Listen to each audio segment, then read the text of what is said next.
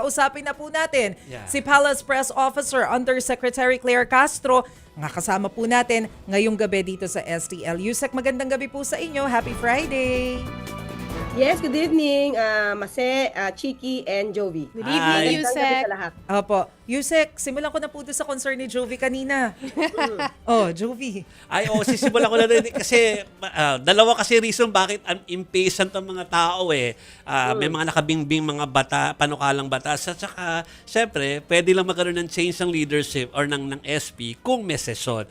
Magkakaroon ba ng special session? Yan naman ay depende sa ibibigay na official request ng pamunuan ni Acting Senate President Sherwin Gatchalian. Hinihintay din po yan ng Ay. Pangulo dahil syempre kailangan din malaman natin ano yung mga basihan para magtawag po ang Pangulo ng special session. Although alam natin talagang kailangan to dahil ang dami nabibinbin ng mga bills. Ang gusto po kasi talaga ng Pangulo, sana bago matapos ang June ay matapos na rin po ang yung anti-political dynasty. Yes. So, yun sana itong maipasa.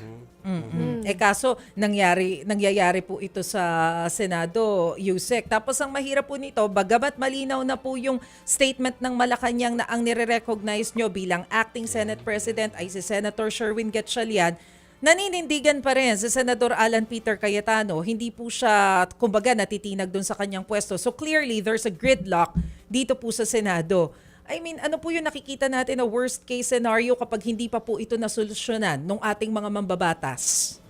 Kung magtitigas po talaga sila at kumbaga magmamatigas sila ng kanilang mga damdamin, talaga po wala mangyayari sa Senado. Sa pamunuan po naman ng ehekutibo, ang Pangulo ay ready po na magtrabaho, makipag-cooperate sa kinikilalang liderato. Pero kung sila mismo nagkakagulo dyan, sagot po nila ito sa taong bayan. Pero hindi po ba meron kayong minention a few days ago na yung Malacanang po ay maghahanap or will be looking into legal options para po ma-solve itong problema sa Senado? Yeah, si President. Well, ito, ang ginawa po, itong section, itong majority na nagsagawa po ng kanilang ng sesyon, at sila na po ang pumili ng bago nilang liderato. Isa po itong legal na aksyon na kinikilala ng Pangulo at kinikilala ng Palasyo. So, siguro from there, dapat doon sila mag-start. Sila po mag-usap-usap dyan at hindi pwedeng puro pansarili lang ang iniintindi. Ang dapat nilang isipin yung bansa.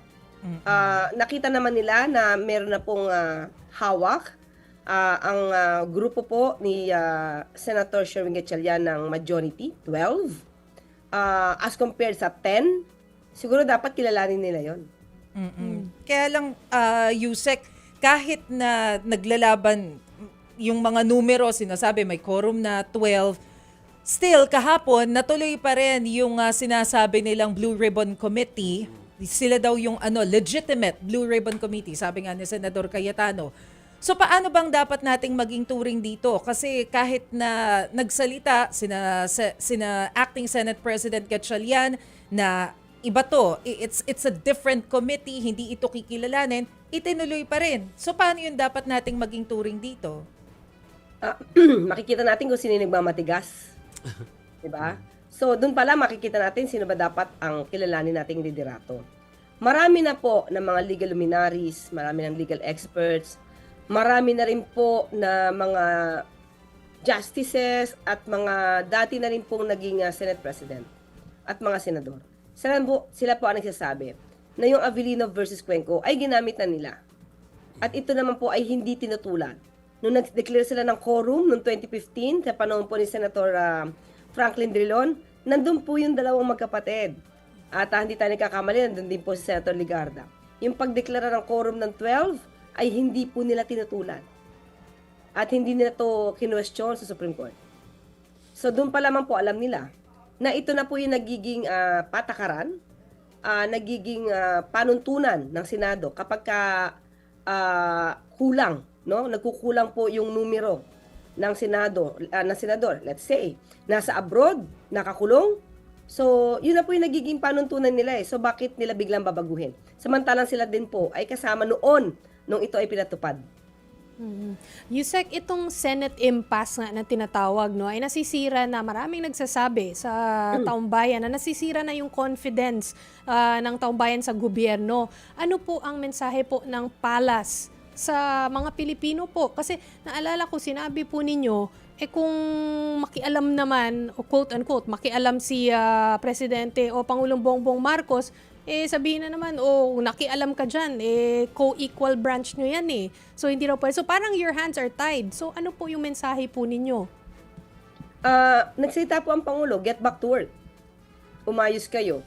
Kasi hindi ito pang sarili. Itong pakiusap ng Pangulo na magtrabaho kayo. Hindi ito pang sarili lang. Hindi ito pang interest ng Pangulo. Pang interest po ng taong bayan. Marami po ang napepending na resolution dahil lamang po sa hindi kumikilos. Yung mga ayaw kumilos. Yung mga nagbo-boycott. Hindi naman po mangyayari ito kung hindi naman din sila nag-boycott. Hindi po ba? Kasi isipin nila, hindi sila ang hari diyan sa Senado. Ang boss nila taong bayan. Pero bakit parang ang dami naghahari-harian? Yusek, kanina po bago po nagsimula yung ating programa, meron lang pong nakumpirma sa amin si Ambassador Babe Romualdez na nakansela na daw po pala yung diplomatic at tourist visa ng US ni dating House Speaker Martin Romualdez. Meron na po ba tayong detalye tungkol dito? Ano po yung reaction ng Malacanang sa, development na story na to? Developing story. Wala po akong impormasyon. Wala po sa akin na ibibigay na anumang impormasyon patungkol po dyan. So, wala rin po akong masasagot.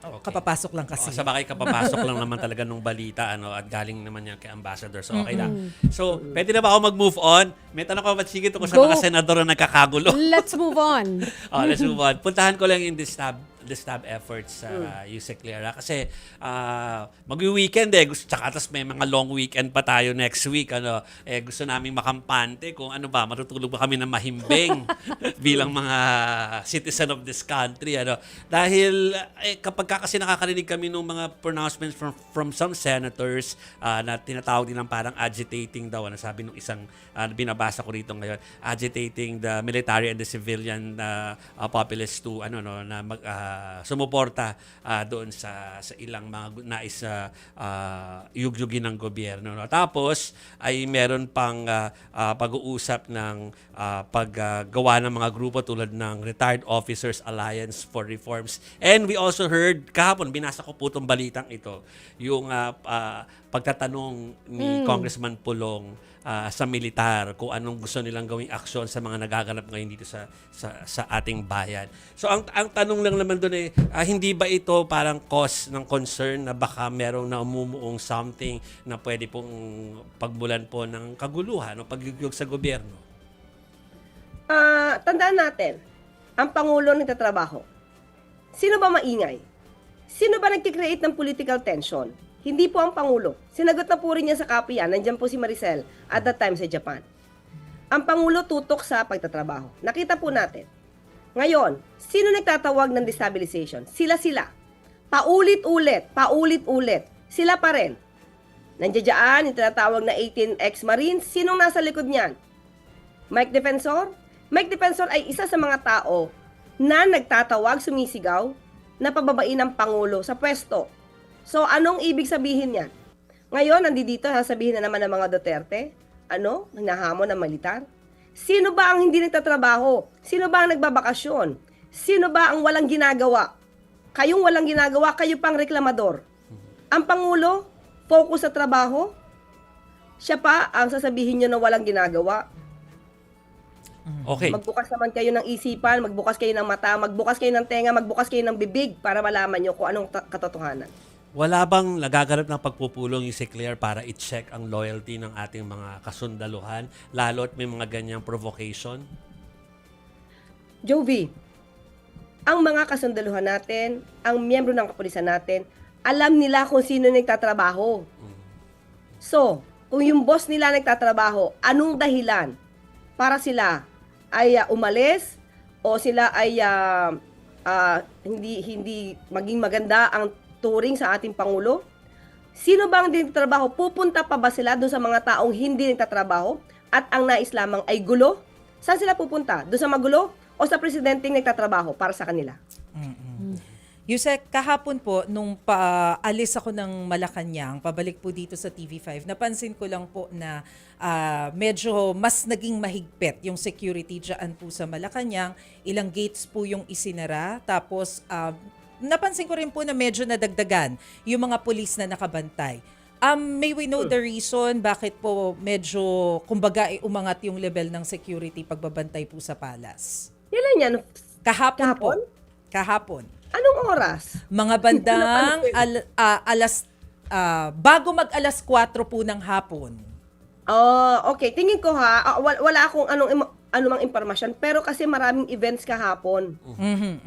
Merong konsyerto, syempre nandoon ang First Lady, saka yung mga ibang estudyante, at sa ibang mga piling guest. At nandoon din ang event ng miyembro ng MPC. Yes, yes. Di ba nagkaroon tayo ng tour diyan within the Malacanang compound. So, tingin ko yun lang. Pero kung sasabihin natin medyo dapat tayong maalarma, walang nakakarating sa atin. Marami lang siguro events. Kasi syempre, dapat din natin proteksyonan yung mga miyembro ng MPC. Di ba? So, wala naman po kayong natatanggap na threat. Kaya ko lang po yan natanong. Kasi gusto Yusek, namin ng matinong weekend.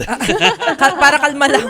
Hindi. Kasi meron din pong na-post etong si Ramon Tulfo sa kanyang Facebook page na sinasabi nga po niya na parang may mga intelligence report na natanggap ang PNP na susugod daw yung mga pro VP Sara sa Malacanang on June 12 kasabay ng Independence Day.